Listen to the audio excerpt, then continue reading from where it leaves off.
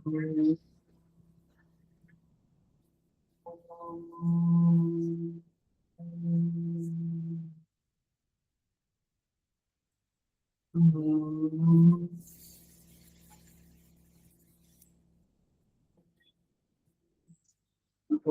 सहना भवतु सहनो भुनक्तु सह वीर्यं करवावहै तेजस्विनावधीतमस्तु मा विद्विषावहै। ओम शांति शांति शांति। समस्त जन कल्याणे निरतं करुणामयं नमामि चिन्मयं देवं सद्गुरुं पवित्रम्।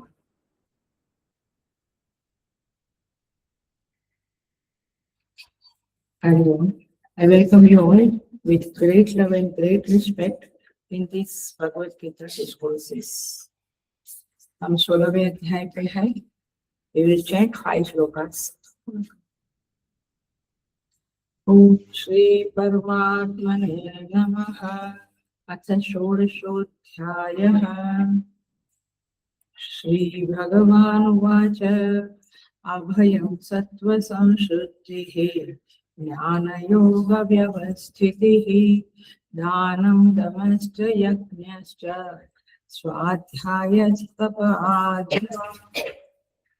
अहिंसा सत्यमक्रोधः त्यागः शान्तिरपैशुनम् दया भूतेष्वलोलुप्त्वम् मार्दवं धीरचापलम् तेजः क्षमा धृति शौचम् अद्रोहो नातिमानिता भवन्ति सम्पदं दैवीम् अभिजातस्य भारत दम्भो दर्पोऽभिमानश्च क्रोधः पारुष्यमेव च अज्ञानं चाभिजातस्य पार्थसम्पदमासुरीम् दैवी सम्पद्विमोक्षाय निबन्धायासुरीमता मा शुच सम्पदं दैवीम् अभिजातोऽसि पांडव।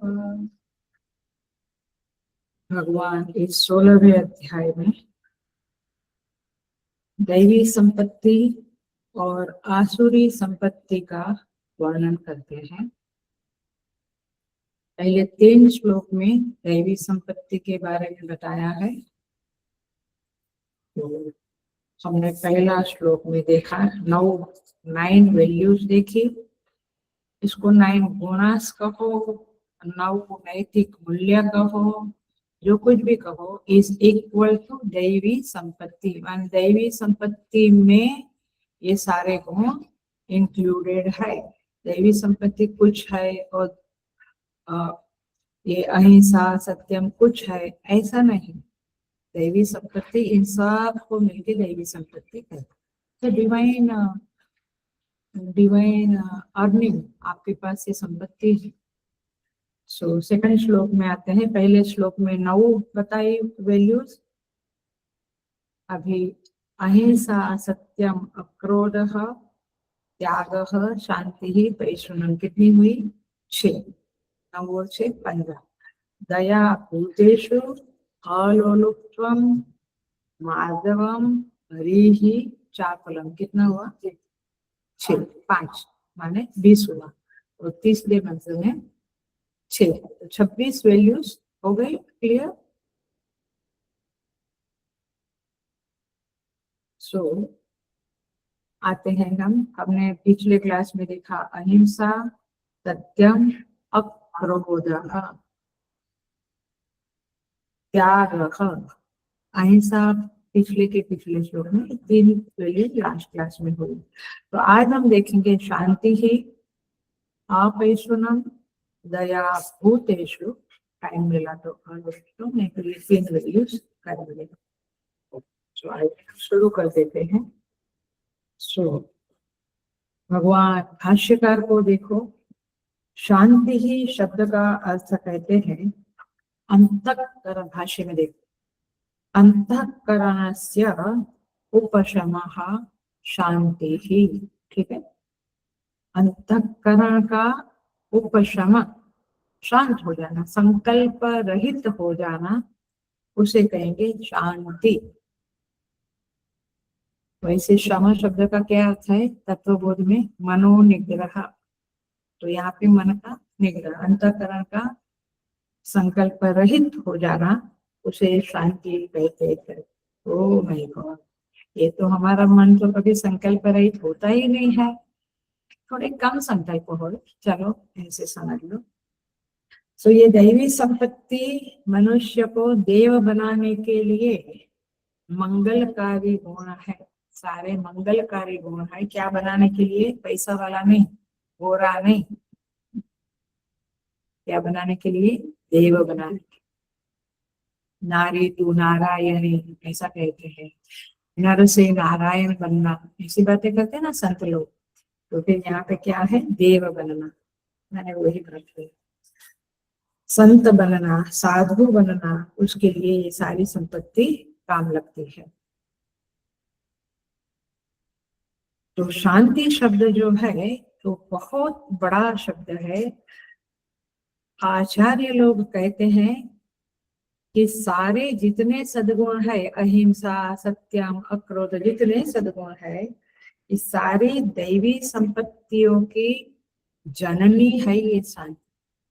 जननी है माने माँ, माने क्या? उससे ही सारी संपत्तियां निकलती है।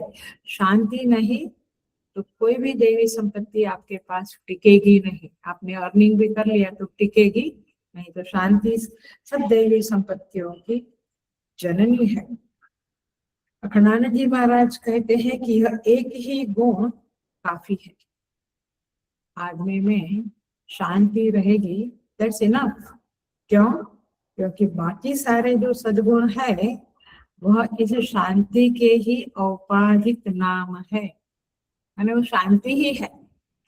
जैसे कामना है, बहुत सारी इच्छाएं, कामना की शांति क्या है? ब्रह्मचर्य है। वैसे काम शब्द जो यूज होता है तो उसकी शांति का नाम है ब्रह्मचर्य। राग की, राग माने अटैचमेंट, राग की शांति का नाम क्या हो सकता है? Very easy answer. राग की शांति का, राग की शांति माने अटैचमेंट नहीं होना। किसको ऐसा होगा? सन्यासी को ऐसा नहीं, कोई भी गृहस्थ भी ऐसे हो सकते हैं। तो राग की शांति का नाम है वैराग्य, इसलिए सन्यासी शब्द बोला है। सन्यासी शब्द ठीक है, बट वैराग्य, राग की शांति का नाम है वैराग्य। द्वेष की शांति का नाम क्या है? द्वेष माने किसी के प्रति नफरत, तो द्वेष की शांति का नाम है अहिंसा। क्योंकि वहां पे हिंसा ही, द्वेष है तो हिंसा है। ऑफ कोर्स द्वेष का डेफिनेशन है वृथा निंदा अथवा पर उद्वेग आचरण। तो हिंसा माने पर उद्वेग, दूसरों को उद्वेग देने वाला जो आचरण है वह क्या है? हिंसा। तो द्वेष की शांति का नाम है अहिंसा। लोभ की शांति का नाम क्या है? ये सब हमें सोचना चाहिए। ये सब बहुत, आप ट्रैवल करते हैं, गाड़ी तो ड्राइवर चलाता है, नहीं तो हस्बैंड चलाते हैं, तो हमें कुछ काम नहीं है तो ये सब चिंतन करना चाहिए। मैंने घर में तो आप बिजी रहते हो, ये काम वो काम वो काम, जब ट्रैवल करते हैं या ऐसे कुछ समय के लिए, तो लोभ की शांति का नाम क्या है? उसका ऑपोजिट देखना। लोभ की शांति का नाम है संतोष। आया? संतोष है तो लोभ, लोभ नहीं है का मतलब है कि आदमी में संतोष है। तो इस तरह से ये 26 के 26 जो है ना, सोचिएगा, मनन करिएगा। सो इसलिए शांति ये क्या है? ये सब अहिंसा, वैराग्य, ये शांति का ही औपाधिक नाम है, उसी का नाम है। वैराग्य है तो शांति है, जीवन में अहिंसा है तो शांति है, तो इसी का औपाधिक नाम है। इसलिए वह शांति जो है यह सारी दैवी संपत्तियों की जननी है।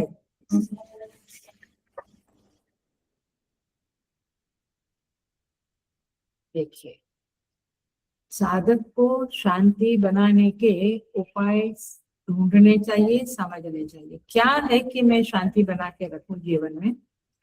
तो पहला उपाय है भगवान की शरणागति।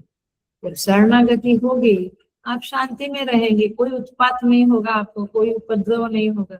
मेरे भगवान है ना, मैं उनके शरण में हूँ, वो देखेंगे। तो शरणागति सबसे पहली चीज है। दूसरा है धर्माचरण। आपका जो बिहेवियर है, आचरण है, वो धर्मयुक्त है तो आपके जीवन में शांति है ना। इसका मतलब क्या हुआ, आपको अशांति है तो आपके जीवन में कहीं ना कहीं अधर्म हो गया है। ये इस तरह से सब मनन करना। अच्छा, व्यवहार शुद्धि से शांति बनी रहती है। व्यवहार शुद्धि माने धर्माचरण माने पूजा पाठ जप मेडिटेशन। व्यवहार शुद्धि माने कपट नहीं होना, नेगेटिविटी नहीं होना, ये व्यवहार शुद्धि है, उससे भी शांति बनी रहती है। ध्यानाभ्यास जप इत्यादि से शांति बनी रहती है। सो ये उपायों को आदमी करेगा तो उसके जीवन में शांति बनी रहेगी। तो जानना चाहिए कि अशांति देने वाले निमित्त क्या है, उसके ऊपर विचार करके उस निमित्तों को हटाना चाहिए। मैंने झूठ बोला इसलिए मुझे अशांति हो गई, मैंने कपट किया इसलिए मुझे अशांति हो गई। तो ये सब सोचना चाहिए। तो संत लोगों को विशेष करके अपने अंदर इन वैल्यूज को इंजेक्ट करना चाहिए, अथवा जब इंजेक्ट होता है तब उसी को संत कहा जाता है। तो मूल गुण है शांति। शांति माने अपने को भी शांति और अपने द्वारा दूसरों को भी अशांति नहीं, दूसरों को भी शांति। इसलिए देखिए हम आश्रम में जाते हैं तो बिल्कुल हम बोलते ही है या कितना शांति लगता है। क्यों बोलते हैं, क्योंकि वहां पे सब लोग शांति में रहते हैं, संत भी और उनके शिष्यगण भी शांति ही शांति होती है। मैं जहाँ रहती थी गणेशपुरी में, वहां आप ऑफिस से वॉशरूम जाओ, ऑफिस से दूसरे किसी के लिए काम के लिए दूसरी ऑफिस में जाओ, पूरा 100 एकड़ का लैंड था, बड़े बड़े रास्ते थे। मैंने अंदर ही मजाल है किसी की कि कोई बात करे, उधर 2 आदमी खड़ा रह के हाथ में माला होती है और लेके जाओ। आपको बोलने का अधिकार है, आप ऑफिस में कुछ बातचीत कर सकते हो, कभी कुछ ना कर, और कैंटीन में कर सकते हो, अन्य क्षेत्र में कर सकते हो, बट रास्ते में आपको पूरे आश्रम में लोग दिखेंगे, इधर से उधर जा रहे हैं, उधर से इधर जा रहे हैं, लेकिन या तो बिना माला के या तो माला लेके जप करते रहते। दे हैव जप, दे कांट स्पीक। रास्ते में मिला तो गप्पे मार के खड़े रहे, वो वाला मामला नहीं। इसलिए आपको आश्रम में एंटर होते ही शांति दिखती है, क्योंकि वहाँ फालतू बातें होती ही नहीं। ये कड़क होता है बट ये बहुत लाभदायक होता है, बहुत लाभदायक। और ऐसे इस तरह से 10 साल बिताना, आप सोचो कितनी दैवी संपत्ति के धनी हो जाते हैं हम लोग। ये है शांति। शांति जिसके पास है उसको कोई डिस्टर्ब नहीं कर सकता है, वो विचलित नहीं होते हैं। और इसलिए भगवत गीता क्या कहती है, यस्मिन् स्थितो न दुःखेन गुरुणापि विचाल्यते। 6th चैप्टर में आता है, जो उस शांति में स्थिर है तो गुरुणापि दुःखेन, बड़ा से बड़ा दुख आएगा तो भी वह आदमी विचलित नहीं होता है, डिस्टर्ब नहीं होता है। लोकमान्य तिलक का क्लासिक एग्जाम्पल है, जब कोर्ट में वो वकील थे पहले बेसिकली, तो जब कोर्ट में अपनी आर्गुमेंट कर रहे थे, बीच में किसी ने उनके हाथ में एक कागज की पर्ची दी। उन्होंने पढ़ते हैं ना, जो स्पीकर होता है तो कोई पर्ची देता है तो पढ़ता है, पढ़ा उसमें लिखा था कि उनकी पत्नी ने शरीर छोड़ दिया,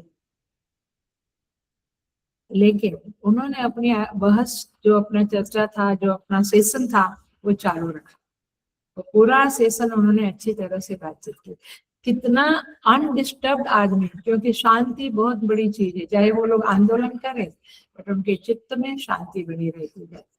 तो तात्पर्य यहाँ है, यहाँ तो मैसेज भी नहीं आया, ऐसी कोई परिस्थिति भी खड़ी नहीं हुई, तब भी अशांति, चिंता करते, नेगेटिव थिंकिंग करते। तो देखो, इसलिए मैं यंगस्टर्स को तो बहुत कहूंगी कि आप लोग बायोग्राफीज पढ़ना चाहिए बड़े बड़े लोगों की, आपको बहुत कुछ सीखने को।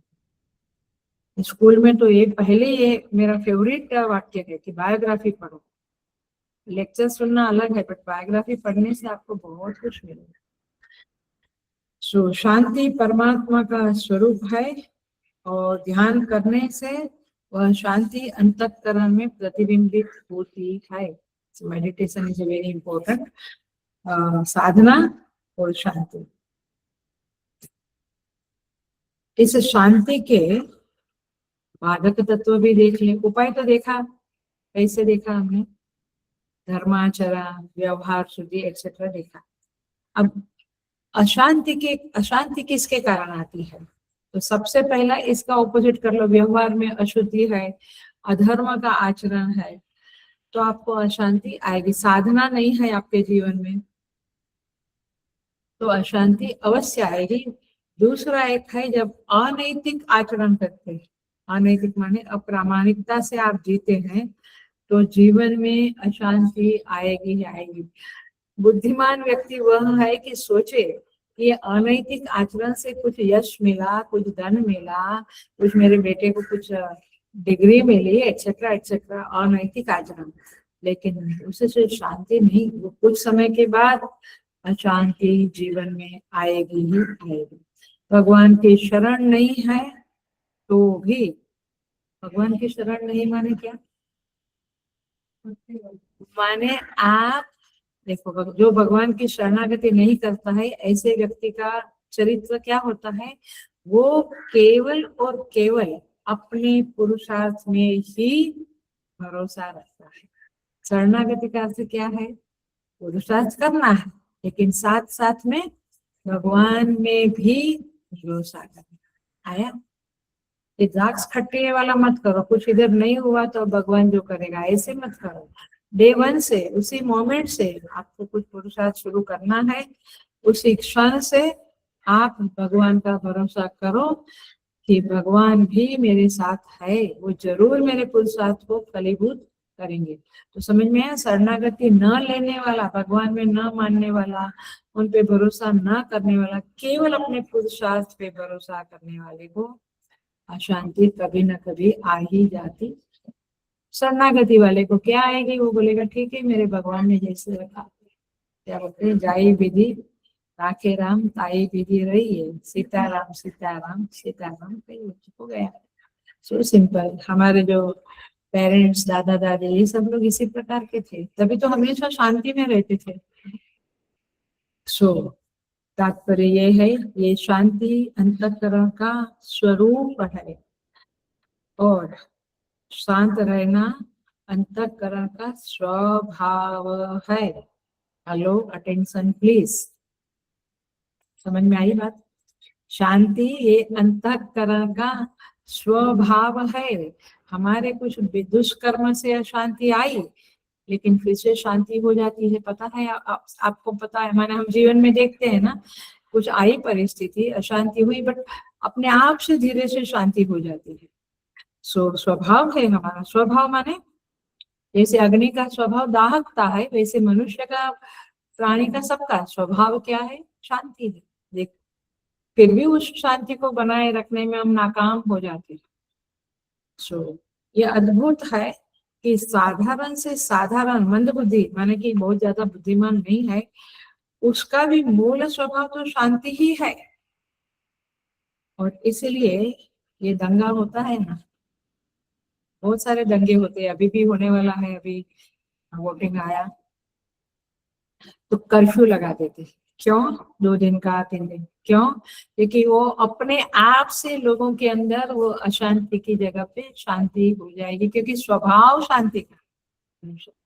इसलिए बच्चे को भी कभी कभी माँ बाप क्या कहते हैं, छोड़ दो, करने दो, थोड़ी देर में अपने आप शांत हो जाते। तो इस तरह से शांति बहुत बड़ी चीज है और जीवन में उसको बनाए रखने में, अशांति आगे ही नहीं, ऐसा हमें करना चाहिए। मैंने ऐसे आचरण को करना चाहिए, शरणागति, धर्माचरण एक्सेट्रा करना चाहिए। देखिए, एक बात याद रखने जैसी कि शांति भंग होगी तो दुर्गुण के प्रवेश करने का दरवाजा खुल जाएगा। अशांति आई तो दुर्गुण आएगा ही आएगा उसके साथ, इसलिए शांति बनाए रखना ये हमारा काम है। देखो कर्मयोग में कैसे कहते हैं, कर्मयोग करते हुए शांति कैसे बनाए रखनी, मैं तीनों बताऊंगी, भक्ति योग, उपासना योग और ज्ञान योग। बहुत इंपॉर्टेंट उपाय है, थोड़ा विचार करने वाले उपाय है। पहले जो बताया वो उपासना टाइप के, ध्यान करो, अच्छे कर्म करो। अब मैं जो बताती हूँ थिंकिंग में। चैप्टर 5 में भगवत गीता के 5th चैप्टर में 12वें नंबर के श्लोक में भगवान कहते हैं, युक्त कर्म फलम त्यक्त्वा शांति माप्नोति नैष्ठिकीम्। युक्त माने योगी, जो युक्त है, योग्य बन गया है, कर्म फलम त्यक्त्वा, कर्म के फल का त्याग करके, त्याग करके माने मुझे पगार मिला 1 महीने का, वो मैं छोड़ दिया, ऐसा नहीं। त्यक्त्वा का अर्थ यहाँ पे है, सुन लेना, ध्यान से सुनना, हृदय में उतार देना। त्यक्त्वा का अर्थ है फल में आग्रह न हो। ऐसा क्यों हुआ, मैंने तो इतनी मेहनत की थी, मेरे बच्चे को ऐसा, जरूर कुछ ना कुछ तो गड़बड़ होगी, हो गया।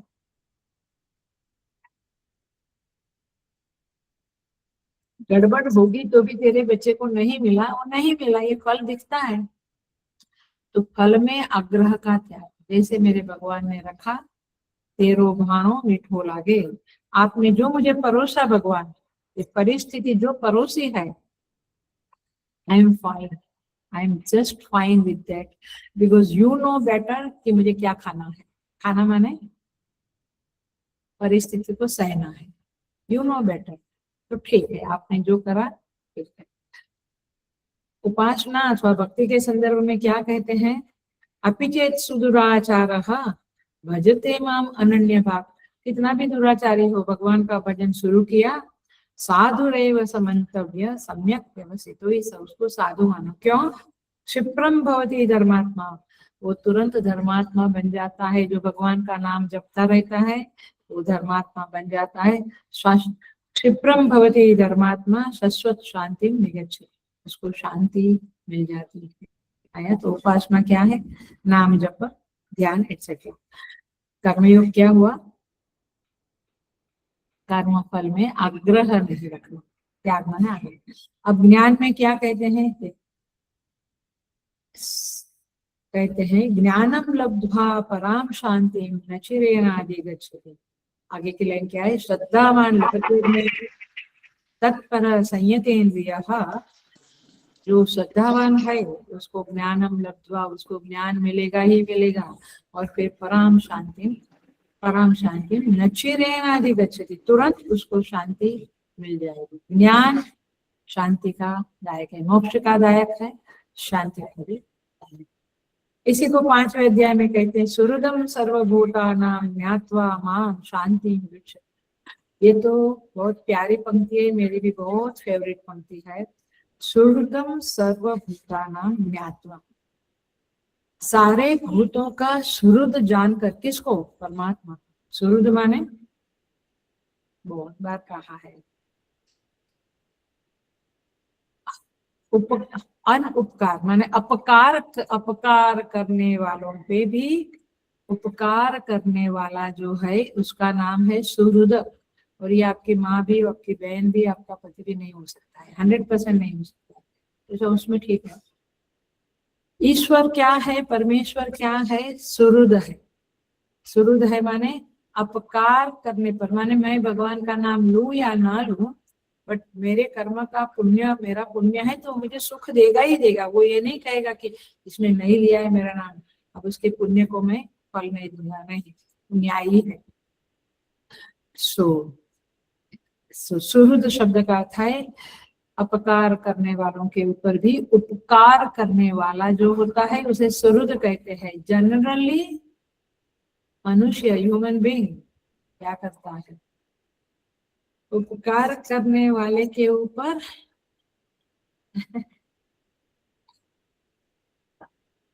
इतना पहले नहीं बोलूंगी, पहले मैं ये बोलूंगी, उपकार करने वालों के ऊपर उपकार करता है। कोई कोई दुष्ट होता है तो उपकार करने वाले के ऊपर भी अपकार करता है, उपकार माने उसका बिगाड़ता है।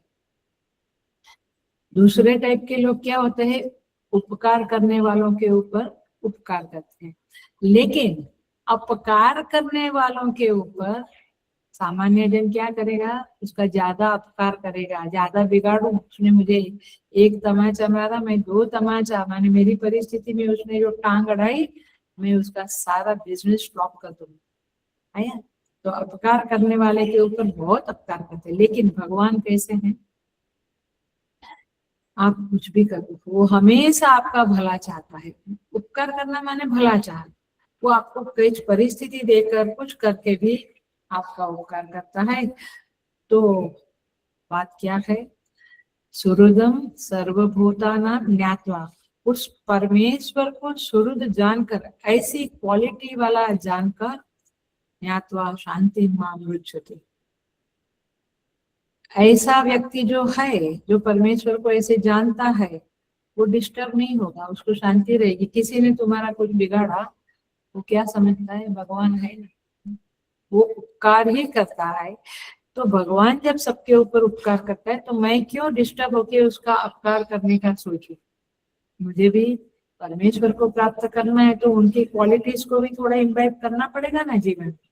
वो अहिंसक है, वो न्यायी है, वो प्रेम करने वाला है, हमें भी वैसा होंगे तभी तो वो खुश रहेगा। नहीं तो केवल आरती किया, हाथ चढ़ाया से कुछ होने वाला नहीं है, ज्यादा बहुत ज्यादा कुछ नहीं फर्क पड़ेगा। सो इस तरह से यहाँ पे कहते हैं, देखिए इसीलिए और एक अंडरस्टैंडिंग कर ले हम, और ये समझ लेना, अच्छी तरह से समझ लेना। जब हमें, शायद आपको बहुत अच्छा ना भी लगे अथवा आपके गले के नीचे ना भी उतरे, बट ये सच्चाई है तो मैं बताती हूँ, जब हमें जीवन में अनुकूलता ही अनुकूलता रही, कंफर्ट ही कंफर्ट रहता, तो पता है क्या होता है, आपका जितना पुण्य था उसका धीरे धीरे, क्या वो पुण्य से तो भगवान कंफर्ट देता है आपको, भगवान भी तो न्यायी है ना, आपका पुण्य का वो कंफर्ट में कन्वर्ट करके आपको दे देता है। समझ में आ रही है बात? तो अनुकूलता से पुराने पुण्यों का नाश होता है, धीरे धीरे क्षय होता है, ये बात समझ में आती है। और इसीलिए अब समझ में आया, जो हमें संत लोग कहते हैं, आचार्य गुरुजन कहते हैं कि बहुत ज्यादा कंफर्ट जोन में रहने की आदत मत डालो, क्योंकि पुण्य खत्म हो जाएगा। और उस व्यक्ति में जो बहुत कंफर्ट जोन में रहता है, स्वभाव सुधारने की अपेक्षा स्वभाव बिगाड़ने की संभावना ज्यादा हो जाती है। इस बात को समझो। प्रतिकूलता जब आती है तो पाप का नाश होता है। प्रतिकूलता क्यों आई, कुछ हमारा माने क्या बोलते हैं, डिस्टर्बेंस क्यों आया लाइफ में, परिस्थिति खराब क्यों आई, क्योंकि मेरे पाप का फल अभी उदित हुआ है। तो पाप क्षय होते जाता है और हमारी प्रतिकूल परिस्थिति को हम सहते हैं। तो क्या होता है, स्वभाव में सुधार आने की भी कोशिश होती है। जब बहुत परिस्थिति है ना ये करती है, मार देती है आपको, तो आप थोड़े सुधर जाते हैं। आप कुछ कपट करते थे, कुछ किसी का बिगाड़ते थे, किसी को दुख देते थे, अथवा भगवान का नाम नहीं लेते थे, ये सब आपके अंदर अब आने लगा। आप अच्छी तरह से लोगों को ट्रीट करते हैं, आप वाणी पे संयम करते हैं, भगवान का नाम लेते, थोड़ा स्वभाव में सुधार आता है। पर ये हमने देखा, अभी अभी हमने देखा है कि क्या हो गया। किसी के लड़के ने सुइसाइड किया, तो देखते हैं हम कि उसके बाद बिल्कुल बदल गई वो व्यक्ति, पाठ में आने लगी, पूजा में आने लगी, वो डे केयर वाली व्यक्ति है, बच्चों को बेटर ट्रीटमेंट देने लगी। और ये बिल्कुल एक 2 महीने में दिख रहा है। ये जो सारी बातें हैं, ये बहुत उपयोगी बातें हैं और ये सच्चाई वाली बातें हैं। और इसीलिए स्वामी जी जो हमको हमेशा, स्वामी सुबोधानंद जी का ये बहुत जोर देने वाली बात थी कि थोड़ा डिस्कम्फर्ट में रहने की आदत डालो, बहुत कंफर्ट जोन में रहने की आदत मत डालो। थोड़ा खाना पीना, थोड़ा सोने के लिए गद्दी नहीं है, चटाई डाल के सो, खाने पीने में जो भी है चला लो, और इसीलिए मुझे लगता है कि हमारे घर, ये अहमदाबाद और थाना अलग है क्योंकि यहाँ पे एक ही अकेले रहते हैं, लेकिन गणेशपुरी में तो हमको पता है कि रोज दाल चावल रोटी सब्जी के अलावा 10 साल में कुछ याद ही नहीं आया। और सुबह चाय में भी कल की चपाती, याद ही नहीं आई। और मुझे कल किसी ने फोन किया तो बोलते हैं अम्मा ये बीच में भजिया खाने की इच्छा हो जाती है, किसी से कुछ नाराज हो जाते हैं। तो मैं बोला फिर ये दैवी संपत्ति नहीं है। इसी के संदर्भ में कुछ बात हो रही थी। पॉइंट इज दिस की इसलिए आश्रम life is a very very क्या कहेंगे, उपयोगी है, साधना के लिए बहुत उपयोगी आश्रम लाइफ होती है। घर में इतना नहीं होता। सो शांति का अर्थ क्या है? अंतःकरण का उपशमन। और ये सद्गुणों की जननी है, जननी माँ है, और इसलिए शांति बनाए रखनी चाहिए। आगे बढ़ जाते हैं हम। अपैशुनम, सेकंड वैल्यू मैंने आज के क्लास में। भगवान भाष्यकार क्या कहते हैं देखो, परस्मै पररंध्र प्रकटीकरणम पैशुनम। मीन्स ये जो है ये जबरदस्त है, बहुत जबरदस्त। शांति फिर भी बना लेंगे, लेकिन ये क्या है? परस्मै माने किसी को, पररंध्र, रंध्र माने छिद्र, छिद्र माने दोष। किसी को पररंध्र, किसी के दोष प्रकटीकरण के दोष के बारे में बताते रहना। ओह, वेरी डिफिकल्ट। समझ में आता है? Very difficult. किसी का कुछ दोष है तो मुझे होता है कि कब मैं उसको दूसरों को बताऊं। मुझे पता चला कि ये व्यक्ति ने झूठ बोला, ये व्यक्ति ने निंदा किया, ये व्यक्ति ने किसी का हड़प लिया, कुछ कपट किया, ऐसा मुझे मालूम पड़ा। या वो व्यक्ति ने, बेचारे ने आपके ऊपर विश्वास रख के बता दिया और आपने क्या किया? हाँ मैं किसी को नहीं बताऊंगा। लेकिन तुरंत दूसरे को देखो, उसने ऐसा किया, उसने ऐसा किया। ये हमेशा पॉलिटिक्स की ही बातें करते रहते हैं। मतलब क्या हुआ? आपने उनका जो दोष है वो दूसरे किसी को बताया।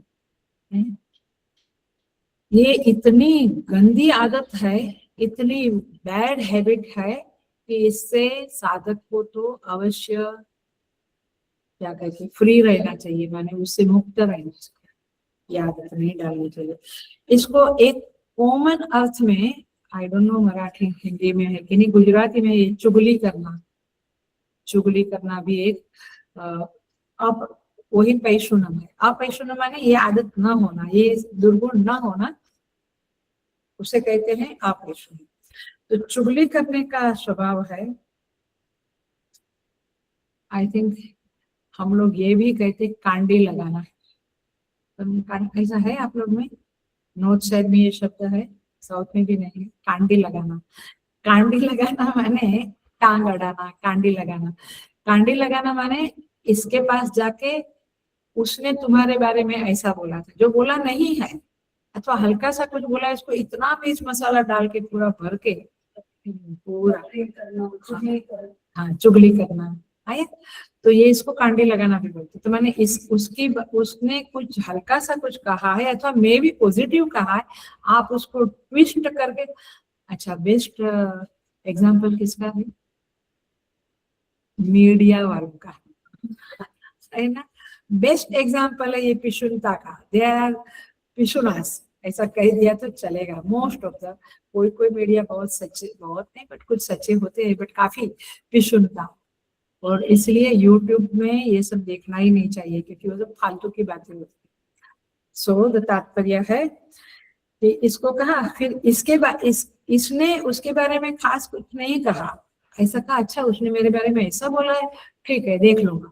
अब वो देख लूंगा शब्द को इतना घुमा फिरा के ये वाले को कहते, और फिर इसको भी। तो दोनों के मन में आपने क्या किया? बुराई, माने दोनों के मन को आपने गंदा किया ना। वे बेचारे दोनों का मन खराब हो गया, गंदगी से, नेगेटिविटी से भर गया। तो फिर क्या होगा आगे चल के उनका रिलेशनशिप में? फटका पड़ेगा आया। बट करने वाले लोग ये बहुत करते हैं, और फिर ऐसे लोग आग लगाते घूमते हैं।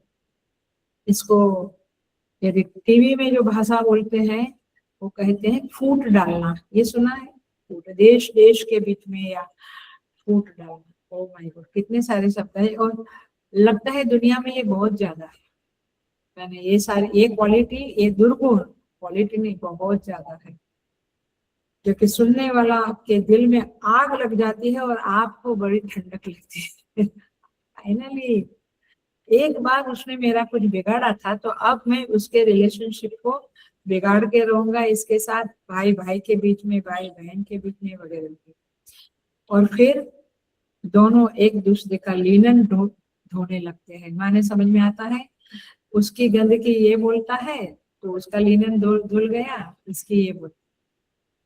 सो इस तरह से बहुत ही गलत दुर्गुण है ये। इसको भगवान कहते हैं अपैशुनम। ये दुर्गुण आपके अंदर, साधक के अंदर नहीं होना चाहिए। और ये अपैशुनम देवी संपत्ति है, विशुलता आसुरी संपत्ति। वो आसुरी मतलब मैं आसुर हो गया। हाँ भाई, तू आसुर हो गया, तू समझ या ना समझ, ऊपर वाला जानता है कि तू आसुर है। तू भले अपने को साधक समझे, साधु समझे, अच्छा समझे, मुझे तो बहुत ज्यादा नहीं पता है, बट कभी आप लोग बात करते हैं तो समझता है कि आप लोगों के फोन कॉल कितने चलते हैं। तो रोज थोड़ा वांगी बनाई कि भिंडी बनाई पूछना है, अच्छा चलो वो पूछ लिया तो 1 मिनट में पूछ लिया, पर आधा आधा घंटा जो चलता है वो यही बातें चलती है, इधर का उधर का। इसलिए मैं सोचती थी कि लोगों को सेवा करने को टाइम क्यों नहीं मिलता है। क्योंकि ये काम बड़ा होता है उनका, इसलिए उनको सेवा के लिए टाइम ही नहीं मिलता है। क्योंकि 2 टाइम खाना बनाना है। आजकल सबके घर में झाड़ू पोछा वाली बाई है, भांडी घसने वाली बाई है, तो फिर टाइम क्यों नहीं मिलता है। और कोई ज्वाइंट फैमिली तो है ही नहीं, 2 लोग है, बूढ़ा बुढ़ी है, तो एक बच्चा है, चलो यंग है, तो टाइम क्यों नहीं। सो ऐसे व्यक्ति मित्रता को जला देते हैं, प्रेम को जला देते हैं, आत्मीयता को जला देते हैं, और फिर भी मजे से रहते हैं। सो देखो, एक हुआ ये। दूसरा एक पॉइंट है इसके संदर्भ में, आपस में प्रेम को तो तोड़ डाला आपने, चुगली लगाकर, कांडी लगाकर। अब बहुत बार ये भी न्यूज वाले लोग बहुत करते हैं टीवी में, बहुत बार आदमी की छवि की हत्या भी कर देते हैं।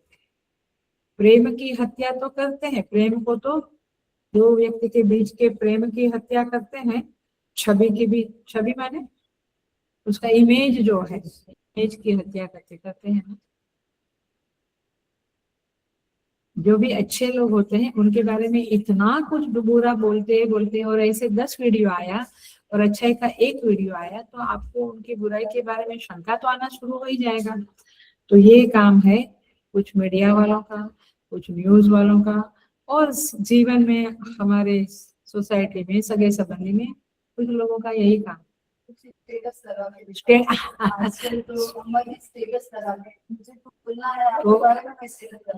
स्टेटस, हाँ स्टेटस लगाने का, यस दैट इज, बाप रे, ये तो मुझे पता भी नहीं था। बट या मैंने आपकी इमेज मुझे बिगाड़नी है तो आपके बारे में स्टेटस लगा के, ताकि हजारों लोग एक साथ पढ़ सके। अच्छा, ये बोलने वाला जमाना गया, अभी स्टेटस वाला। करेक्ट।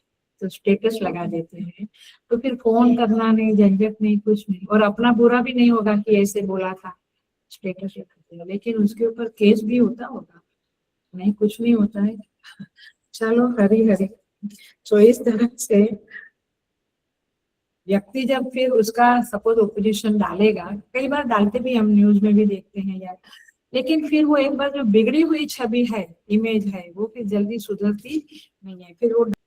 सो कई बार प्रेम की हत्या, इमेज की हत्या, और कई बार सम्माननीय के सम्मान की हत्या भी आप कर देते हैं। माने कोई बड़ा है तो आप यूं चले जाते हैं, नमस्कार नहीं करते हैं, तो आपने उनके सम्मान की भी हत्या की है। जैसे घर में दादा दादी है, अथवा कहीं संत के आश्रम में जाते हैं तो ताट खड़े होके झुकते नहीं, हरिओम भी नहीं करते, तो इस तरह से सम्मान की भी हत्या। तो प्रियता की हत्या, सम्मान की हत्या, इमेज की हत्या, ये बहुत जबरदस्त चीज है। और इसे कहते हैं पिशुनता। आप में यदि ये दुर्गुण नहीं है तो आप दैवी संपत्ति अपिशुनता के धनी हो सकते हैं। और इसीलिए यह पाप है एक्चुअली, पिशुनता ये बहुत बड़ा पाप है और इस रोग से बचने की जरूरत है। तब जाके आप किसी व्यक्ति, माने आपके अंदर, सुन लेना, ध्यान से सुन लेना, आपके अंदर अपिशुनता का सद्गुण है तो लोग आपको विश्वास पात्र मानेंगे। हम कहते हैं ना ये चैनल में जो आएगा वो उसमें ऐसा गड़बड़ नहीं हो। कोई चैनल ने अपनी विश्वसनीयता को कमाया है, आया, अथवा कोई व्यक्ति ने कमाया है हमारे सगे संबंधी में, हम उनकी बात को मना नहीं कर सकते। विश्वसनीयता उनकी हो जाती है और वो कोई अपने मन की बात बतावे तो वो दूसरों को बताता नहीं है, माने उसकी क्रेडिबिलिटी इतनी हो जाती है। वे लोग विश्वास का खंडन नहीं करते हैं, ये अपिशुनता की का लक्षण है। अभी हम सच में थैंक गॉड अभी मे वेकेशन पड़ेगा तो ये 26 वैल्यू तो मैं पूरा करूंगी, चाहे 3 में या 4 में जो भी हो जाएगा, लेकिन एक बड़ा चांस मिलेगा हमको कि वेकेशन में हम 26 वैल्यूज है, 26 दिन का या 20-25 दिन का जो भी वेकेशन होगा, आप एक एक वैल्यू का एक आधा घंटा बैठ के अपने पिछले जीवन को देखिए और अगला जीवन कैसे बनाना है उसके बारे में सोचिए। इस तरह से हम ये दैवी संपत्ति को अर्जित कर सकेंगे। गोस्वामी तुलसीदास जी कहते हैं, स्तुति विहित परम धर्म अहिंसा, पर निंदा सम अघन गरेसा। हम दूसरों की निंदा, दूसरों की इमेज खराब करना, उनका पाप को बोलना, ये कहते हैं पाप है। उसके जैसा बड़ा पाप कुछ नहीं है। किसी ने कुछ गलत किया उसको 10 जगह पे बोलना बहुत बड़ा। इसको ऐसा भी कहते हैं बोलचाल की भाषा में, पीठ के पीछे छुरी भोंकना। ये है आप लोगों में, पीठ के पीछे छुरी। तो इस तरह से ये परदोष कीर्तन न करना अपिशुनता है। परदोष का कीर्तन भगवान के नाम का नहीं, परदोष का चिंतन। तो इसीलिए ये अपिशुनता बहुत बड़ी संपत्ति है। योगी कौन और अयोगी कौन? तो योगी तो वही है दैवी संपत्ति का मालिक, लेकिन मैं और एक डेफिनेशन देती हूँ अयोगी की। कहते हैं भाष्य में ही भगवान भाष्यकार ने कहा है, प्रमादीनो। अयोगी कौन है? प्रमादी। प्रमादी माने आलसी, बुद्धिमान। बहिश्चित्ता, जिसका चित्त बाहर की ओर ही घूमता है। पिशुना, अयोगी कौन है? जो पिशुन है। पिशुन माने किसी के बारे में दोष बताते रहना। पिशुना। कलह उत्सुका, कुछ भी छोटी सी बात है तो झगड़ा करने को तत्पर हो जाए। ये सब अयोगी के लक्षण है। हमें यदि योगी बनना है तो हमें भगवान की इन बातों को समझना पड़ेगा। मैं एक दो एग्जाम्पल देती हूँ, देखो। भैंसों का झुंड, एनेक्डोट बता रही हूँ। एनेक्डोट हल्का सा छोटा सा 2 लाइन का कथा जैसा होता है। भैंसों का झुंड जा रहा था, गांव की बात थी। पीछे पीछे चलने वाली भैंसों ने आगे चलने वाली भैंसों का पीछे जो लगा हुआ मल है, टॉयलेट, वो मल देखकर सब हंसने लगी, खी खी खी हंसने लगी। सब भैंसे बोली, अरे देखो देखो इनके पीछे कितना सब गंदा चिपका हुआ है। अब वे स्वयं नहीं जानती है कि तुम्हारे पीछे भी वही लगा हुआ है। और उनके पीछे चलने वाली भैंस हंसने लगी सारा झुंड कि देखो देखो इसके पीछे क्या लगा है, लेकिन उसके पीछे भी वही लगा। Are you getting? हम दूसरों के छंद क्या बोलते हैं, पररंज, रंज माने छिद्र, दोष देखते हैं। हम नहीं जानते कि हमारे अंदर भी क्या क्या दोष पड़े हुए हैं। और इसीलिए ये छोटा सा एनेक्डोट है, ये हमें जानना चाहिए। फिर होता क्या है पता है, आप खुद ही फंस जाते हो, क्योंकि आप ऐसा बोला और सपोज वो व्यक्ति भी साधु संत नहीं है तो वो भी आपके बारे में बोलेगी, तो फिर आपकी भी इमेज खराब होगी। तो क्या पाया? कुछ नहीं। एक तो पाप पाया, उसकी निंदा करके, उसका छिद्र अन्वेषण करके, लोगों को कीर्तन करके, और दूसरा अपना भी इमेज गए। तो मूर्खामी है ना ये, मूर्खता। लेकिन हम स्वयं को बुद्धिमान समझते हुए भी बड़े मूर्ख हैं। ये बातें वेकेशन में बहुत सोच। और एक एग्जाम्पल देती हूँ सूफी संत का। शेख शादी करके, शेख शादी करके एक बहुत बड़े संत हो गए। जब छोटे थे तो पिताजी के साथ मक्का गए। मक्का में वो लोग नमाज वगैरह माने जाते ही है मुस्लिम लोग। तो क्या हुआ कि मक्का में नमाज के लिए जल्दी उठना पड़ता है, बहुत जल्दी। तो वो तो उठ गए, पिताजी ने उठाया तो उठ गए, क्योंकि उनको तो करना था सब कुछ। लेकिन जब नमाज पूरी हो गई तो इधर उधर देखते हुए पिताजी को कहने लगे, देखो बाबा, ये सब लोग कैसे आलसी है, नमाज में उठे ही नहीं, अभी तक सोए पड़े हैं। उसके पिता ने उसको 2 तमाचा मारा और कहा, तू इधर नमाज पढ़ने आया है या निंदा करने आया है? और यहाँ मैं छोड़ देती हूँ इस बात को। लेकिन जीवन में हम लोग कहते हैं ना, क्या तीर्थों में रखा है, ये तीर्थों में तो सब गंदगी है। वो पंडा लोग तो ऐसा, भाई तो उधर मूर्ति को नहीं देखता है जो जागृत है। हाँ, वैष्णो देवी कहो, काशी विश्वनाथ कहो, जहां भी, द्वारिका, जो भी बड़ी बड़ी मूर्ति है, आप तिरुपति में भी दोष निकालते हैं, शबरीमला में भी दोष। अभी कभी टीवी में कुछ आता है, ठीक है, सारी दुनिया गौ दोष से भरी, बट तेरी नजर किधर है? समझ में आता है? आप कहेंगे लेकिन जो सही है वो देखना चाहिए, गलत है वो देखना चाहिए। अच्छा देख ले तू, देख के मन में रखना, उसका कीर्तन क्यों गा रहा है सब जगह, विठल विठल विठल, तो क्यों ये कर रहा है? तो आपकी नजर कहाँ है? फिर हम भी भोले भाले लोग हैं, जो आस्तिक लोग हैं, जो तीर्थ यात्रा करते हैं, वो भी आके मुझे कहते हैं, अम्मा जी, मेरा जो आया था ना भांजा, वो कहता था कि काकी, काकू, ते तीर्थमध्ये जाऊन काय करतात तुम्ही तिकडे? सगळं उधर सब लोग आपका पैसा लूटते हैं, सब गंदगी कितना है, आपको क्या वायरस लग जाते हैं, दिस दैट, और कितनी बड़ी बड़ी लाइन होती है, और उधर पैसे से भी आई को। अरे भाई, और फिर तुम कहते हैं, हाँ बाबा, अभी अगली बार से हम यात्रा में नहीं आएंगे क्योंकि ये सब बातें हैं। क्लास नहीं करोगे तो मरोगे, सच में मरोगे। क्योंकि हम यहाँ पे भी देखते हैं, जो लोग क्लास नहीं करते उनकी समझ, और जो क्लास करते हैं उनकी समझ में बहुत फर्क हो जाता है। क्लास करते माने सत्संग करते। सो आप जिस पर्पस के लिए तीर्थ में जाते हैं उसी को देखो। आप अयोध्या में राम जी को देखो, आप और कुछ क्यों देखते हैं? लग्जरी देखते हैं। जो दोष देखने वाले उनको कहीं ना कहीं दोष दिखेंगे ही, क्योंकि आपकी दृष्टि ही ऐसी बन गई है। और इसीलिए यहाँ पे जो इस तरह से चुगली करने वाला है उसको चांडाल कहा है संतों ने। एक तो चांडाल जाति की चांडाल है, बट ये लोग भी चांडाल है। क्यों? क्योंकि वे भी गंदगी देखते रहते हैं।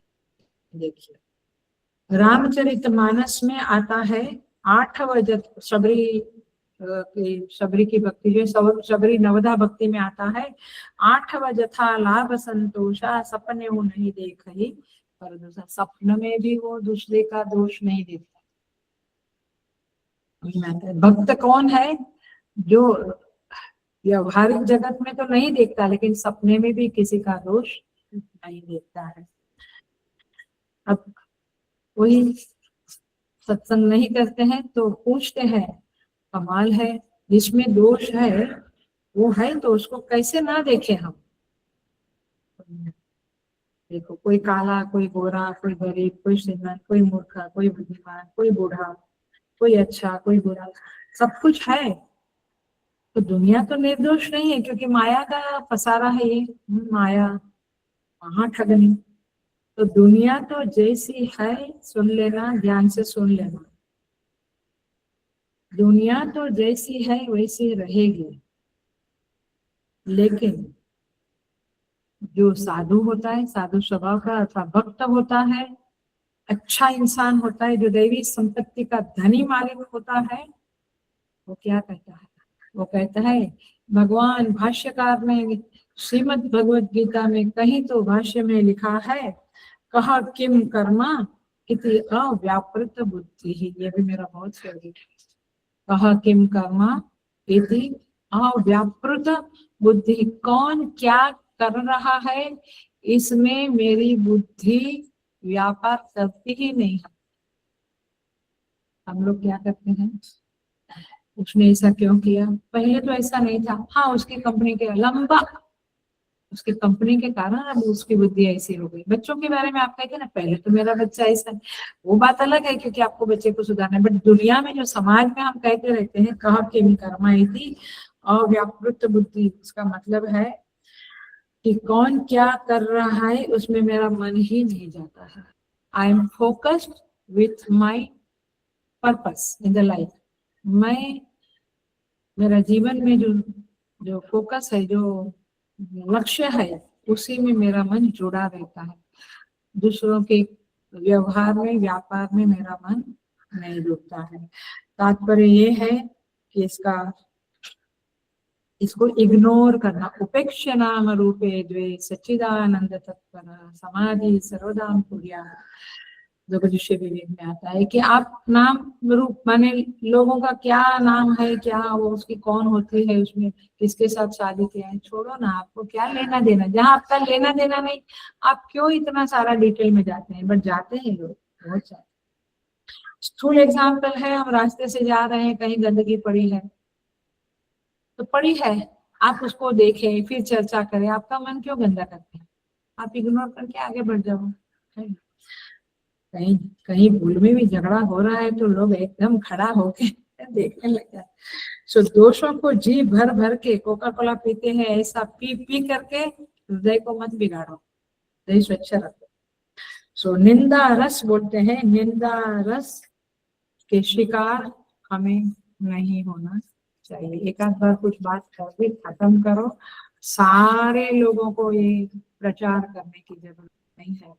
लोग परस्परम भावयंत, ये जो गीता में लिखा है, तो इस निंदा रस में परस्परम भावयंत करते हैं। ये सोसाइटी के नीचे देखते हैं, बहुत सारी सोसाइटी के बिल्डिंग के नीचे अम्मा लोग बैठते हैं, जेंट्स लोग भी बैठते हैं, क्या करते हैं? भजन करते हैं, मंजीरा बजाते हैं, यही चलता रहता है। उसके घर में ये हुआ था, उधर ये हुआ। ये परदोष अनुचिंतन कंगालियत है, ऐसा साधु लोग कहते हैं। कंगालियत माने दरिद्रता है, परदोष चिंतन। सुन लिया एक बार, खत्म करो। परदोष अनुचिंतन, उसको सुनने के बाद उसका प्रचार करना। ये क्लासिक एग्जाम्पल किसका है? क्लासिक एग्जाम्पल कौन आता है, किसका आता है? ये पिशुनता का यही शब्द चल रहा है ना, मैं आगे नहीं बढ़ी ना। मंथरा हुआ, बिल्कुल क्लासिक एग्जाम्पल है, इधर उधर करके फिर दिमाग घुमा देना। तो इसीलिए आप ये मत कहो कि दुनिया जब निर्दोष होगी तो मैं निर्दोष कहूंगा ना, अभी तो दोष युक्त है तो मैं दोष युक्त कहूंगा। तू क्यों कहता है? तेरे काम पे ध्यान रखना। तो इसको कहेंगे ईश्वरता। हम आगे बढ़ जाते हैं, और तीसरी वैल्यू आज की है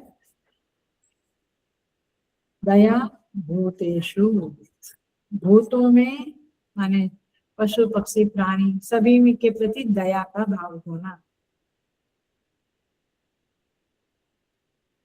लेकिन ये जबरदस्त, देखिए मैं कहती हूँ कि मैंने आप दक्षिणा देते हैं आचार्य को या संतों को, साधु, वो दया नहीं है, ध्यान रखें। दया का अर्थ अभी समझेंगे हम, वो क्या है? कृतज्ञता का एक्सप्रेशन है। You are oblige, you are, क्या बोलेंगे, आप उनके प्रति कृतज्ञ है, ग्रेटफुल है, तब जाके आप धन दक्षिणा देते हो या सेवा करते हो। सेवा भी कोई दया के कारण है, आइया अम्मा जी अकेली है बेचारी कैसे करें? नहीं नहीं, वो सेवा के पीछे का भाव नहीं है। सेवा दया, तो दया शब्द को हम अच्छे से समझे। दया क्या है? भाष्यकार क्या कहते हैं? कृपा दुखितेषु, भाष्यकार कहते हैं कृपा दुखितेषु, जो दुखी है उसके प्रति कृपा। लेकिन श्री रामानुजाचार्य जी अपने भाष्य में लिखते हैं, बहुत सुंदर है, बहुत क्लासिक है ये डेफिनेशन। सर्वेषु भूतेषु, लिख लो आपको समझेगा दया माने के, सर्वेषु भूतेषु दुख असहिष्णुत्वम दया। सारे भूतों में, सर्वेषु भूतेषु दुख असहिष्णुत्वम, सहिष्णुता माने क्या? सहिष्णु शब्द आया है, शीतोष्ण सुख दुखदा, सहन करना। सो आगमापायिनो नित्याः तान् स्थितिक्षस्व भारः, मात्रा स्पर्शास्तु कौन्तेय शीतोष्ण सुख दुखदा, आगमापायिनो नित्याः अनित्याः तान् स्थितिक्षस्व भारः। तितिक्षा माने सहिष्णुत्व, सहिष्णुत्व माने सहन कर लेना। हम कहते हैं बड़ा सहिष्णु आदमी है, उसको सहन करने की बड़ी ताकत है। लेकिन रामानुजाचार्य जी क्या कहते हैं? सर्वेषु भूतेषु, सारे भूतों में दुख असहिष्णुत्वम, सारे भूतों के दुख को सहन नहीं कर सकना, इसे कहेंगे दया। आ रही बात बड़े लोगों का, देखो समझ क्या है, मैंने दूसरों के दुख को सहन नहीं कर लेना, कर सकना, ये है दया का भाव। जबकि दक्षिणा देना ये कृतज्ञता का भाव है। आप दया का भाव नहीं समझना कभी भी। भैया उनके पास पैसा नहीं होता है तो मैं दया करके नहीं, उनका वो अकेले है तो उनको बहुत काम का पूजा पड़ता है तो मैं जाके थोड़ा सेवा किया, वो दया नहीं। आप इसलिए करते हो कि आप कृतज्ञ हो, आप ग्रेटफुल हो। You don't want to be ungrateful, so you are doing सेवा, यू आर शोइंग दया एक्सेट्रा, माने आप मदद करते हो या धन दक्षिणा देते। सो अब देखो उसको मैं समझाऊंगी, ये एक ही पूरा होगा, ज्यादा नहीं होगा। दूसरे के दुख को न सह पाने की जो अवस्था है, जो स्थिति है, उसे दया कहते हैं।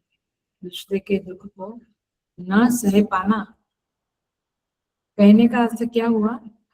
आप देखो, मजेदार बात बताने जा रही हूँ, ध्यान से सुनना, हमारे ऊपर बहुत ज्यादा लागू पड़ती है। कल कोई कह रहा था कि लगता है कि मेरे अंदर काफी देवी संपत्ति है। मैं बोला सबसे पहला मुझे ये कहो कि आप अपनी बेटे के बेटे को कुछ कष्ट आता है तो सारा क्लासेस छोड़ के, माने आप क्लास लेते हो तो क्लास लेते भी नहीं, सुनते भी नहीं, वो सारे काम छोड़ के आप उसके पीछे जाते हो। ऐसे बिल्डिंग में, मैं दुनिया की, पूरी दुनिया की बात नहीं करती, बिल्डिंग में और किसी बच्चे को दुखाया तो लोग क्या कहते हैं, इधर भी देखती हूँ, मेरे इधर भी देखती हूँ मैं कि किसी को हार्ट अटैक आया, कुछ नहीं, मेरा ये काम पूरा करके फिर मैं मदद करूंगा। मैंने एम्बुलेंस बुलाने को भी हम कहते हैं तो बोलते हैं अभी मेरा कॉल चल रहा है। समझ में आती है बातें? तो हम कितने सहिष्णु हैं और कितने असहिष्णु हैं, ये सोचो। तो कहने का अर्थ है दूसरे का दुख देखकर, हेलो अटेंशन प्लीज, दूसरे का दुख देखकर हम उसे सहन कर लेते हैं। आया? माने हमें सहन हो जाता है, असह्य स्थिति नहीं है, लेकिन मेरे बेटे का दुख असह्य है, उसके लिए मैं कुछ भी कर लूंगा। खाना नहीं मिला तो छोड़ दो आज का दिन, खाना नहीं, लेकिन कोई गुजर गया है, बोलते हैं कि अर्थी लेकर उठाना है, चलो मैं जरा खाना खा के आता हूँ। नहीं, उसमें कोई आश्चर्य नहीं, यही बातें हैं समाज में, यही है, ऐसा ही है। तो आप दैवी संपत्ति के धनी हो ये मत सोचो। थोड़ा सा सत्य बोलते हैं, थोड़ा सा कुछ उससे कुछ क्रोध नहीं करते हैं तो बोलते देखो ये तो क्रोध करते हैं, मैं तो क्रोध नहीं। अबे तुझे सिचुएशन ही नहीं है, तुझे खाली अपना पेट भरना है तो क्रोध की जरूरत ही नहीं पड़ती है। खाली घर में तुम अकेला है तो कहाँ क्रोध करने की, कोई बोलता भी नहीं। लेकिन जहाँ बड़े बड़े प्रोजेक्ट्स करने होते हैं, बहुत सारे लोग समष्टि कल्याण में बाधा डालते हैं तो क्रोध करना ही पड़ता है। तो पॉइंट इज दिस की, तो सहन कर लेते हैं दूसरों का दुख तो हम दयावान नहीं है। दया भूतेषु वैल्यू आपके पास नहीं है। साधक का स्वभाव कैसा होना चाहिए कि दूसरे को जब दुख प्राप्त होता है तो सहन नहीं कर सकता है, वो सह ना सके तो वो दयावान है। उसका मन दूसरे की सहायता करने के लिए तड़प उठता है। चलो मेरे पास थोड़ा तो खाने को तो है, थोड़ा मैं उसको दे देता हूँ, थोड़ा धन थोड़ा है, मैं जाने वाला था कहीं, तो कहाँ जाते आप लोग, शिमला विमला जहाँ भी, या क्या करते हैं यूरोप टूर करते हैं। पता है आपके आश्रम में इधर सत्संग में आने वाले में एक व्यक्ति कर रहा है, सोच सकती है तो तो लेकिन ओ दया भाव वो तो कोई बड़ी, माने दुनिया के, हाँ यूरोप टूर करते हैं, इधर घूमने जाते हैं, हम तो महाबलेश्वर में जाते हैं, आप उसी चीज को वैल्यू देते हो, लेकिन वैल्यू उधर नहीं, दया भूतेषु ये वाली वैल्यू है। और ये धनी आदमी है भगवान की दृष्टि में, वो धनी होगा मटेरियल में, यूरोप जाके आता है, बट ज्यादा कोई मतलब नहीं, क्योंकि इधर जो हमने भोगा वो तो इधर ही खत्म हो गया, पुण्य क्या बचा। तो इसीलिए वो पैसे से हम दूसरों को मदद करें तो पुण्यवान होते हैं। सो दूसरे के दुख है, देखो एक शब्द और बोलती हूँ, जरा कटाक्ष वाला शब्द है, दूसरे के दुख से आंख फेर लेना। समझ में आया ये? दूसरे के दुख से आंख फेर लेना माने सुना अनसुना जैसा करके आगे बढ़ जाना, ऐसा देखते हैं हम लोग सब जगह, जिस पर दूसरे के दुख का कोई असर ना पड़े। मुझे तो अभी समझने लगा है थोड़ा, जब लोग हम कुछ बात करते हैं तो हाँ ऐसा ऐसा हाँ हाँ करते हैं, बट उनके दिल को कुछ टच नहीं होता है, तो ये हमें दिखता है, समझते भी है। तो ऐसा आदमी को दयावान नहीं, कठोर कहेंगे, कठोर। अभी जमाना माने उसका द्रवित नहीं होता है। तो दया की एक ही जांच है कि वो व्यक्ति दूसरे का दुख सह पाता है या नहीं सह पाता है। सह पाता है तो वो दयावान नहीं है, नहीं सह पाता है, कुछ स्वयं नहीं किया तो दूसरे को बोल के भी मदद करना, ये इंसान का धर्म है। तो सारे भूतों के बारे में कहने का अभिप्राय है कि दुखी व्यक्ति की जात पात कुछ मत देखो, वो दुखी है तो आप मदद करो, दैट्स द पॉइंट। तो अधिकतर तो यही होता है कि अपनों का दुख तो सहा नहीं जाता, अपनों का, लेकिन पराया कोई दुखी होता है तो उसकी परवाह नहीं की जाती है। अपनों का दुख सहा नहीं जाता, परायों का दुख की परवाह नहीं होती। ये है कठोर व्यक्ति, ये है आसुरी संपत्ति का मालिक। हेलो कह दो, कहने दो मुझे, ये आसुरी संपत्ति वाले लोग। कई बार लोग हमको कहते हैं आप इतने सेंसिटिव क्यों होते हैं, आप इतने संवेदनशील क्यों होते, कर लेंगे वो लोग, उनका है, कर लेंगे, छोड़ो ना आप। तो कभी कभी अपने को लगता है कि अपन ज्यादा इमोशनल है, क्या इमोशनल नहीं है, आप दैवी संपत्ति के मालिक हो और इसीलिए आप संवेदना बताते हो। किसी का कुछ बिगड़ रहा है, किसी का कुछ डिले हो रहा है, आप परवाह नहीं करते और हमें भी ऐसी सलाह देते हैं कि आप मत करो ना, आपको क्या लेना देना। ऐसा नहीं है, एक इंसान आया और फिर चाहे वो बड़ी पोस्ट पे बैठा हो आदमी, उसका बहुत मान हो, आपका बहुत मान ना हो, ठीक है, लेकिन ऊपर वाले की दृष्टि में आपका बहुत मान है, उसका मान नहीं। आप समझ रहे हैं ये बातों को, मैं थोड़ा गर्भित तरह से बोल रही हूँ बट आप समझिएगा। इसलिए ऐसा व्यक्ति दुष्ट हृदय वाला है, उसका हृदय दोष से युक्त है। ये लोग आसुरी श्रेणी में भगवान उनको बताएंगे। हम जून में ये बातें करेंगे, जून महीने में ये बातें सब आएगी, बट अभी थोड़ा सा हम देख लेते हैं।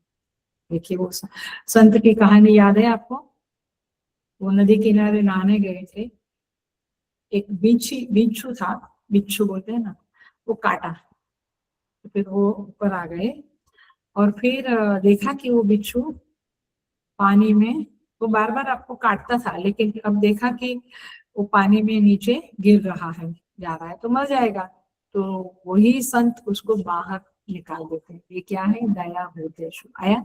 उसने आपको काटा, फिर भी आप उसके प्रति दया करें, क्यों? क्योंकि आपका स्वभाव दया का है, दैट्स द पॉइंट। स्वभाव दया का बनो। ये मैथमेटिक्स से दुनिया चलती है ना, वो भौतिक लोगों की चलती है। साधु संत मैथमेटिक्स माने गणित, तूने इतना दिया तो मैं तुझे उतना दूंगा, तूने मेरा इतना ले लिया तो देख मैं तेरा कैसे ले लेगा। ये मैथमेटिक्स, ये गणित वाली दुनिया है। दुनिया तो गणित ही देखती है ना। उसके घर में गया तो ये बनाया, शादी में ये दिया, ये गणित वाली दुनिया है। साधु बनना है, दैवी संपत्ति अर्जित करनी है तो छोड़ो इन सबको। आपको क्या करना है, आपके हृदय में दया का संचार होना चाहिए। तो इस तरह से आचार्य लोग कहते चित्त अभिद्रवणे दया। पहले पररंस दया का ये देखा हमने कि दूसरों के प्रति असहिष्णुत्व, माने दूसरों के दुख के प्रति असहिष्णुत्व। भगवान भाष्यकार तो कृपा शब्द से खत्म किया, बट दूसरों का दुख सह न पाना, कुछ उसको मदद करना। तो यहाँ क्या कहते, चित्त अभिद्रवणे दया। चित्त का द्रवित हो जाना, द्रवित हो जाना माने समझता है ना, अंदर एकदम से हम अनकंफर्ट फील करना कि नहीं उसको भगवान ठीक करे। कुछ नहीं तो प्रार्थना तो कर ही सकते हैं। सो अंतःकरण की द्रवीभूत होने की सामर्थ्य को दया कहते हैं। क्या कहते हैं रामचरितमानस में, आप कौन कहता है, मुझे समझता नहीं, कौन कहता है हमने पढ़ लिया। कभी पढ़ ही नहीं सकोगे, इस जन्म में नहीं, 100 जन्म में, 1000 जन्म में पढ़। रामचरितमानस पढ़ना बहुत बड़ी चीज है। क्या कहते हैं गोस्वामी जी, संत हृदय नवनीत समाना, फेमस है ये। संत हृदय नवनीत, नवनीत माने मक्खन, नवनीत माने मक्खन। संत हृदय नवनीत समाना, कहा कवि न पर कहा न जाना। कवियों ने कहा, बट गोस्वामी जी कहते हैं बट उन्होंने ठीक से नहीं कहा। किसने? कवियों ने। संत हृदय नवनीत समाना। सेकंड लाइन क्या है, निज परिताप द्रव ही नवनीता। निज परिताप द्रव ही नवनीता। जो नवनीत है मक्खन, उसको निज परिताप, उसको जब ताप रखता है, बर्तन में रख के गैस पे रखा तो वो द्रवित हो जाता है। मक्खन में से घी बनता है ना, तो द्रवित होता है मक्खन। निज परिताप द्रव ही नवनीता, पर दुख द्रव ही संत सुतुम। संत तो दूसरों के दुख से अभिद्रवित हो जाते हैं। ये है संत की पहचान, ये है दैवी संपत्ति। आया, ये बड़ा कठोर, माने जब भी लोग कहते हैं और मुझे भी उपदेश देते हैं, अपने को क्या लेना देना, जाने दो ना। Why should you worry? Why should you do something? माने मेरा क्या लेना देना। आइए देवा, ये बड़ा कठोर शब्द है, ये सुन के मेरे को चक्कर आता है कि कैसी कैसे ह्यूमन बीइंग के अंदर ये चीजें है, अपना क्या लेना देना। देश का कुछ होता है, इधर का कुछ, इधर भी कुछ, सोसाइटी में कुछ होता, अपने को क्या लेना देना, जाने दो, करने वाले करेंगे। आश्रम में भी मुझे ये सलाह दी जाती है कि आप इतना क्यों ये सब देखते हो करते हो, जाने दो ना। अरे जाने दो, तो आप तो देखते नहीं है, तो मैं भी ना देखूं तो कौन देखेगा। मतलब कि बहुत बड़ी चीज है ये दया भूतेश। सो इस तरह से दया का अर्थ केवल इतना ही नहीं कि पैसे से मदद करो, खाने की मदद करो, उसको अवगुणों से छुड़वाना भी दया है। माँ बाप बच्चे को प्रताड़ित करते हैं, दो थप्पड़ लगाते हैं, कुछ वस्तु मांगता है तो नहीं देते हैं, बट वो अवगुणों से उसको छुड़ाते हैं, तो ये भी एक प्रकार से दया है। आपको लगता है मारते हैं या डांटते हैं, या बट वो दया है। आपको समझते हैं, अवगुणों से किसी को छुड़ाना भी दया है। माने सबका कल्याण करना ही सच्ची दया है, केवल अन्नदान या ऐसा नहीं होना चाहिए। इसका एक एग्जाम्पल देकर पूरा करते हैं। दूसरे, देखो एक और बात, दूसरे को कष्ट नहीं पहुंचाना कौन सी वैल्यू हुई? अहिंसा। हिंसा माने कष्ट पहुंचाना, अहिंसा माने कष्ट नहीं पहुंचाना, ये अहिंसा हुई। लेकिन उन्हें सुख पहुंचाना, ये दया हुई। आपका अभिद्रवन हो गया तो आप कुछ ना कुछ मदद करके उसको सुख पहुंचाए, तो दुख न माने उसको कष्ट नहीं पहुंचाना, ये अहिंसा हुई। लेकिन सुख पहुंचाना, ये दया। तो ये फर्क है दया और अहिंसा के बीच में।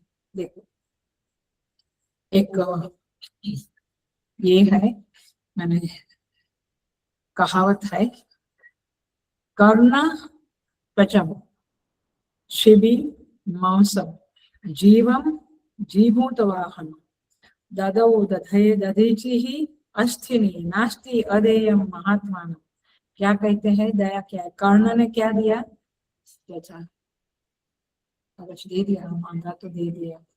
ये बड़ी करुणा करुणा है, कोई मांगता है और हम दे दें।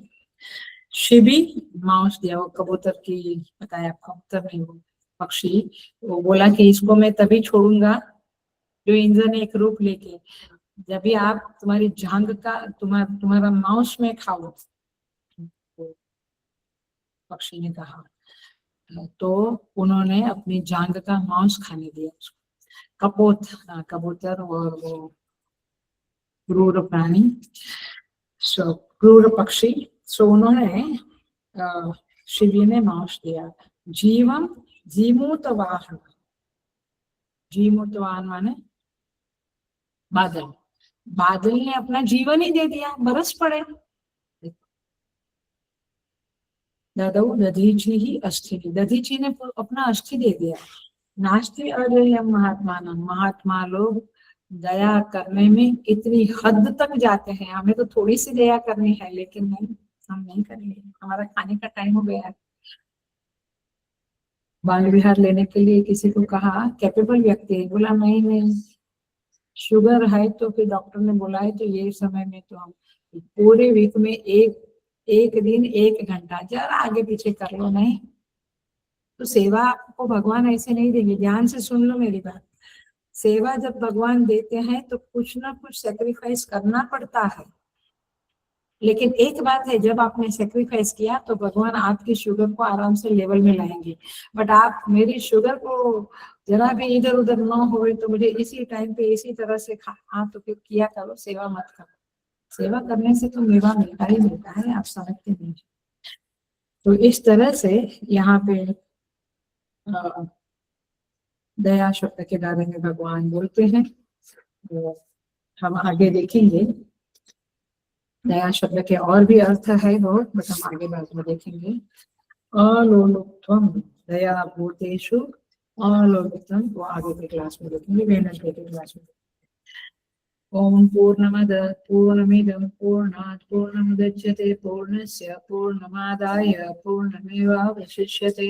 ओम शांति शांति शांति। हरि ओम। श्री गुरुभ्यो नमः।